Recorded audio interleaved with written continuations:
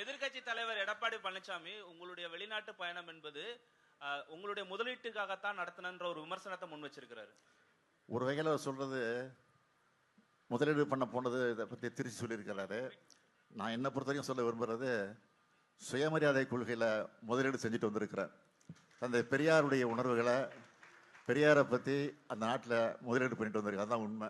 அதுதான் அந்த அடிப்படையில் சொல்லியிருப்பார் நினைக்கிறேன். சார், அதிமுக செங்கோட்டையன் அவருடைய பதவி பறிக்கப்பட்டிருக்கு. இதை பற்றி உங்களுடைய கருத்து என்ன சார்? ஆக்கபூர்வமான கருத்துக்களை பேசிட்டு இருக்கிறோம். இந்த அக்கபூர்வமான கேள்வி தான் கேட்குறீங்களா? விட்டுருங்க சார். தமிழர்களை சந்திச்சிங்க, தமிழர்கள் தமிழ்நாட்டில் முதலீடு செய்யணுங்கிற மாதிரி அழைப்பு விடுத்தீங்க. அவங்களோட எதிர்பார்ப்பு என்னவா இருக்கு சார்? அவங்களோட ஆர்வம் என்னவா இருக்கு? அளவு கடந்து ஆர்வமாக இருக்கிறாங்க. அதான் சொன்னேன், ஏற்கனவே தெளிவாக சொல்லியிருக்கிறேன். ரொம்ப போட்டி போட்டுக்கிட்டு அவங்க முதலீடு செய்கிறது தயாராக இருக்கிறாங்க. அதே மாதிரி தான் அந்த நிலையை நேரடியாக நாங்களே பார்த்தோம்.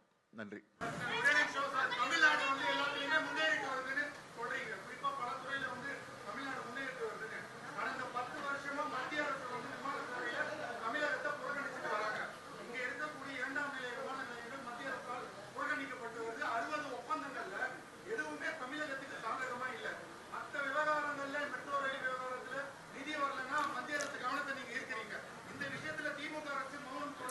மௌனம் இல்லை, மௌனம்னு நினைக்காதீங்க. நீங்கள் மௌனம் புரட்சி பண்ணிட்டு இருக்கோம். நாங்கள் எங்களை பொறுத்த வரைக்கும் அவங்க எவ்வளோதான் புறக்கணித்தாலும் அதையும் மீறி முதலிடத்துக்கு வந்துகிட்டு இருக்கிறோம். அதுதான் முக்கியம்.